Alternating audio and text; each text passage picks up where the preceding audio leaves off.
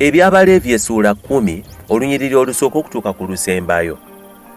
Awo Nadabu ne Abiku abaana ba Alooni ne baddira ebyoterezo buli omu ekikye, ne babiteekamu omuliro, ne bassaako ebyokwoteza, ne bawaayo omuliro omulala Mukama gw'ataalagira. Omuliro ne guva eri Mukama ne gubookya, ne bafiira mu maaso ge.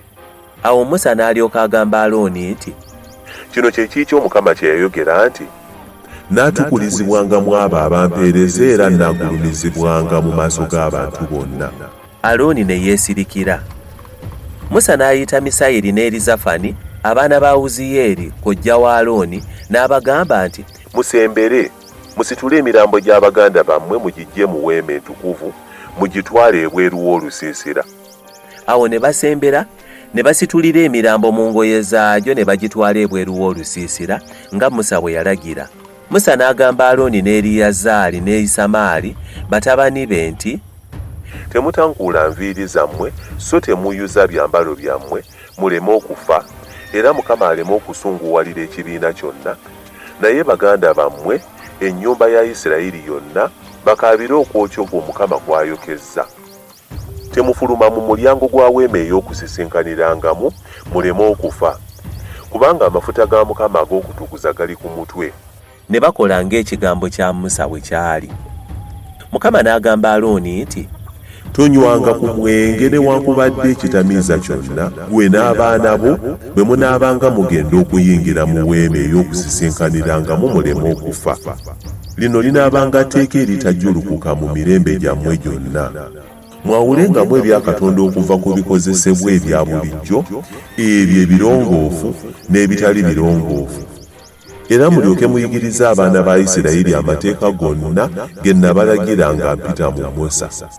Musa n'agamba Alooni ne batabani be abaasigalawo, Eriyazaali ne Isamaali nti, mutwale ekiweebwayo eky'obutta ekisigaddewo ku biweebwayo eri Mukama ebyokebwa n'omuliro, era nga tekizimbulukusiddwa, mukiriire ku mabbali g'ekyoto, kubanga kye kitukuvu ennyo.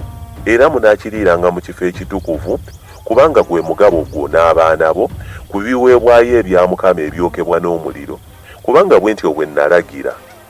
Naye ekifuba ekiweebwayo ekiwuubiddwa n'ekisambi ekisitulibbwa, gwe ne batabani bo ne bawala bo munaabiriiranga mu kifo ekirala kyonna ekirongoofu, kubanga ebyo byaweebwa okuba omugabo gwammwe ku ssaddaaka z'ebyo abaana ba Isirayiri bye bawaayo olw'emirembe.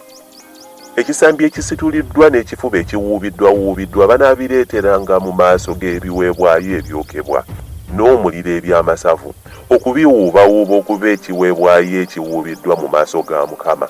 Era binaabanga bibyo n'abaana bo okuba omugabo gwammwe emirembe gyonna nga Mukama bwe yalagira. Awo Musa n'abuuza ebifa ku mbuzi ey'ekiweebwayo olw'ekibi, n'azuula nga yayokeddwa dda. N'asunguwalira Eriyazaali ne Isamaali abaana ba Alooni abaasigalawo ng'ayogera nti, lwaki temwalira ekiweebwayo olw'ekibi mu kifo ekitukuvu? Ekiweebwayo ekyo kitukuvu nnyo, era yakibawa okusitula obubi bw'ekibiina, okubatangirira mu maaso ga Mukama. Laba, omusaayi gwakyo teguleeteddwa mu watukuvu munda, muwandikiriridde mu watukuvu nga bwe nalagira. Awo Alooni n'agamba Musa nti, laba, leero bawaddeyo ekyo kye bawaayo olw'ekibi, n'ekyo kye bawaayo ekyokebwa mu maaso ga Mukama. Ero nnenyezza lw'ebyo.